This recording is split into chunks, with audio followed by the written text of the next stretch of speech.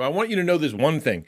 There are people at home that you will never reach, that your church can never touch.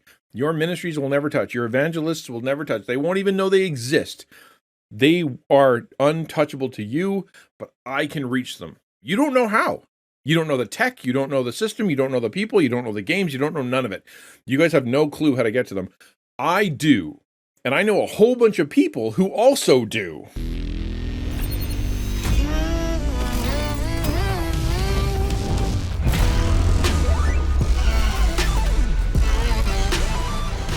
You know how you just spent a whole bunch of time over the last year working so hard to get people to come to your church, come to your ministries, come to your bake sales, come to your felt need ministries, come just show up in some kind of way, that you've been to places, you've gone into the community, tried to invite them there, right? You guys have spent time, effort, energy. You guys have spent volunteer hours just so you can try to get some folks in the community, so you can do outreach, so you can share God's love with them. That's awesome.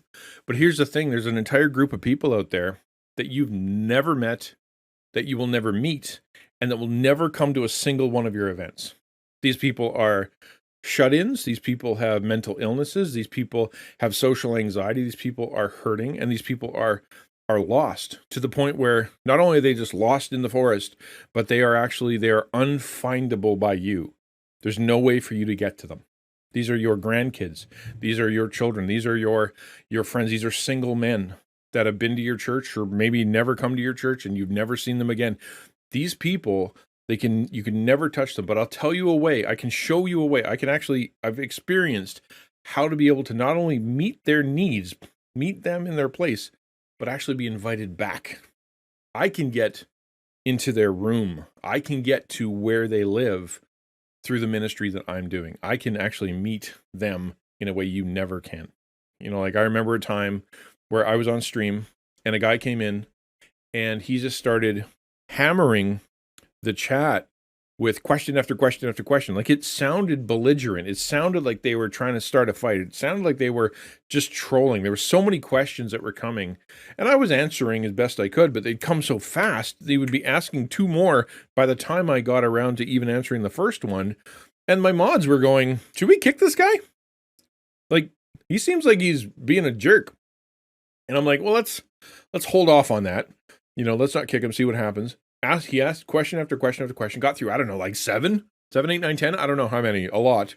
Got to the end, and he said in chat, thank you for answering my questions. I've been thinking about God, thinking about going to church, but I had so many things on my head. I'm autistic, and so therefore I don't communicate that great. But I had so many things I want to do, or so many things I wanted to ask that I didn't know who to ask. Thank you for doing that. I think I'll go to church tomorrow. Like, it was like that moment was the reason that I am here.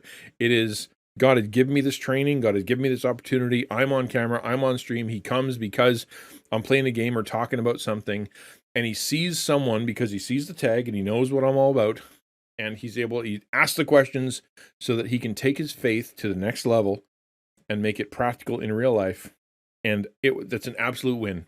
There have been people who have come to me and have said, and I won't give names for this one, but basically, I came to my pastor and I felt called that I wanted to share my life with the world through streaming.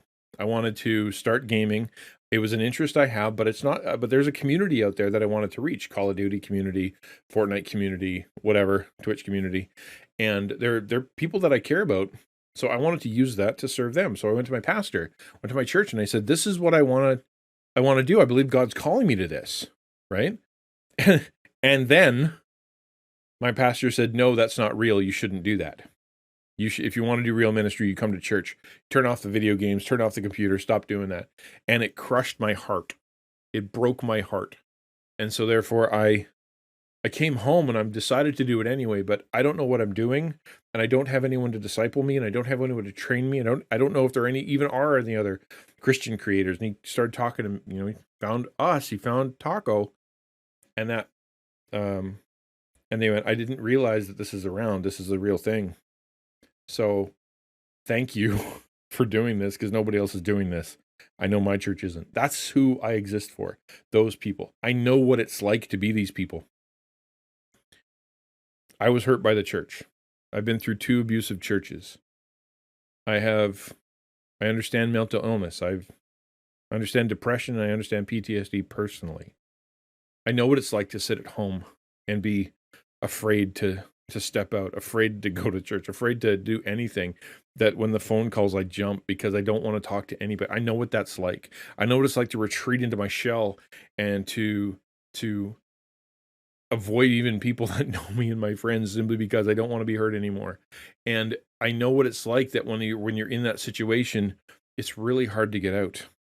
I know what it's like to come to the computer and to turn it on and to just long for some kind of something that will not make me feel gross or make me feel guilty, but will be distracting enough and positive, but not preachy and not going to make me feel like the.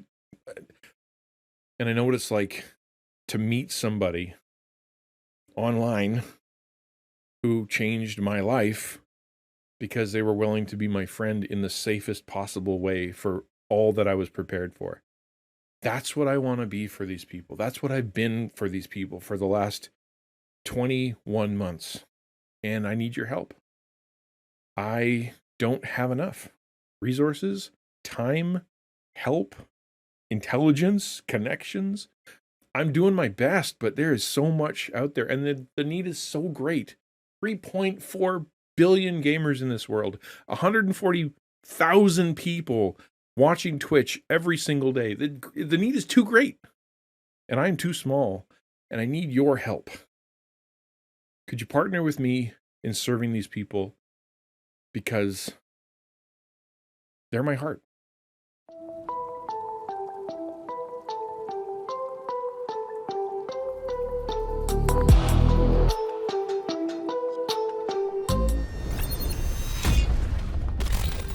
Eventually it'll make you feel better, or it'll make you feel better for now. Don't worry about the future.